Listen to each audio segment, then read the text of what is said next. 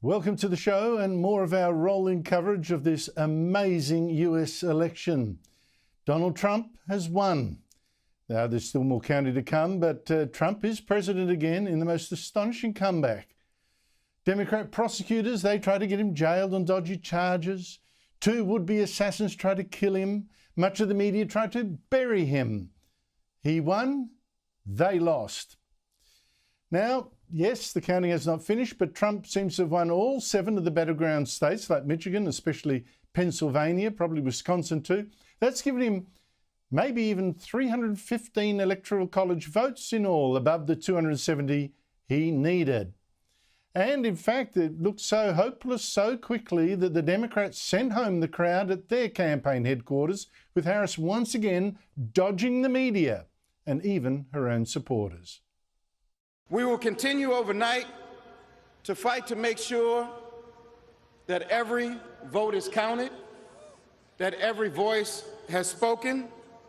So you won't hear from the Vice President tonight, but you will hear from her tomorrow. How cowardly, but what a stunning win from Donald Trump. He seemed almost serene when he claimed victory, well, about 20 minutes ago. Frankly, this was, I believe, the greatest political movement of all time. There's never been anything like this in this country and maybe beyond. And now it's going to reach a new level of importance because we're going to help our country heal. We're going to help our country heal. We have a country that needs help, and it needs help very badly.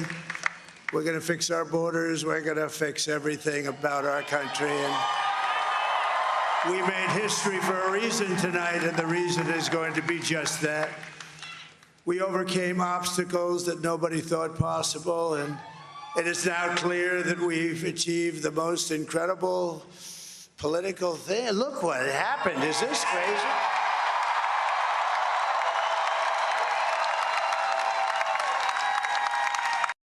Now, among all the celebration, there's something very important, I think, to note.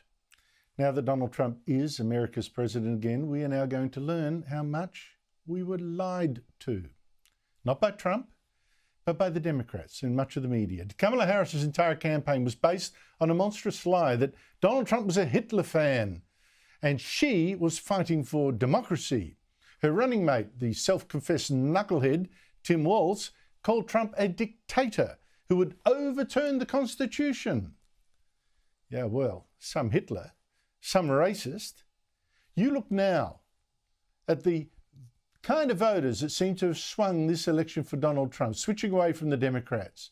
Black voters, Latino voters, and Jewish voters especially. Voting for this Nazi, so-called, like never before. No Republican candidate in years has got their vote as much as Trump. They came from all quarters, union, non-union, African American, Hispanic American, Asian American, Arab American, Muslim American. We had everybody, and it was beautiful. It was a historic realignment, uniting citizens of all backgrounds around a common core of common sense. You know, that's the man that the Democrats and the media tried to tell the world was a Nazi or a Hitler sympathizer or a fascist. Yet that Democrat lie did work dangerously well. An NBC exit poll showed more than half the Harris voters said their top issue was the state of America's democracy. For the Republicans, of course, it was the economy, cost of living.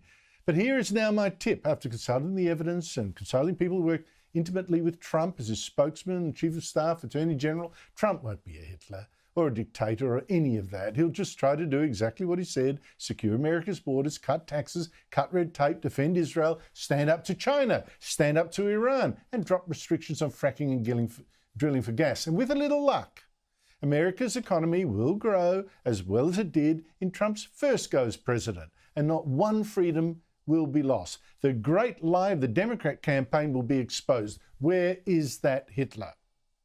And what are the Democrats now going to say about the next Republican candidate? What could they say that could match this utter nonsense they've been saying about Trump? Who will believe them? Who will believe the mainstream media, which didn't just sell Trump as an American dictator, but sold the incompetent and vacuous Kamala Harris as the candidate of joy, the saviour of democracy? What a fraud that was. Most American voters did not buy it. Now the Republicans are actually set up for 12 years of the White House. 4 years with President Trump, and then another 8 with his running mate after that, J.D. Vance, the most impressive and articulate candidate in this election, and still only 40. And even better for Trump, his victory is total. His Republicans will have control of the Senate and probably of the House of Representatives too. So no, democracy was not threatened by this election. The Democrats were, and they have been crushed after their most disgusting fraud of a campaign and Trump's amazing re-emergence. Unbelievable. Coming back from almost literally the dead.